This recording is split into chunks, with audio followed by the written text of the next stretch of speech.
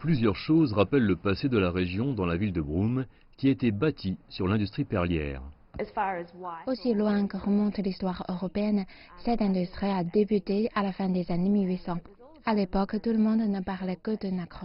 Les huîtres ont été trouvées en abondance dans les eaux au large de la côte nord-est de l'Australie. Avec le temps, l'intérêt est passé de la coquille, utilisée pour faire des boutons, à la perle contenue à l'intérieur.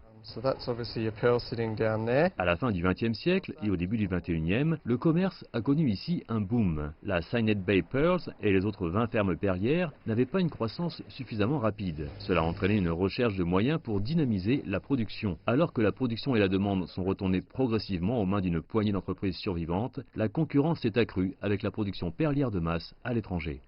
Comme le marché n'a pas diminué, on se retrouve tout à coup bloqué avec un modèle commercial qui ne marche pas. Tout un modèle qui ne fonctionne plus pour l'ostréiculteur comme pour le consommateur à la fin. Quand cela ne va plus pour aucune des deux parties, il faut faire quelque chose.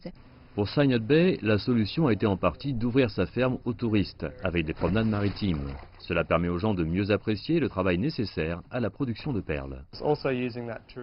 Elle utilise aussi le tourisme pour apporter de l'argent au secteur perlier.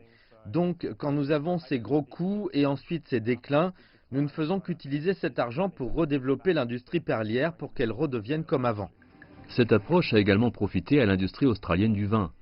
L'ouverture des vignobles aux visiteurs et celle des caves pour les dégustations de vin ont contribué à intégrer le tourisme et dynamiser les affaires.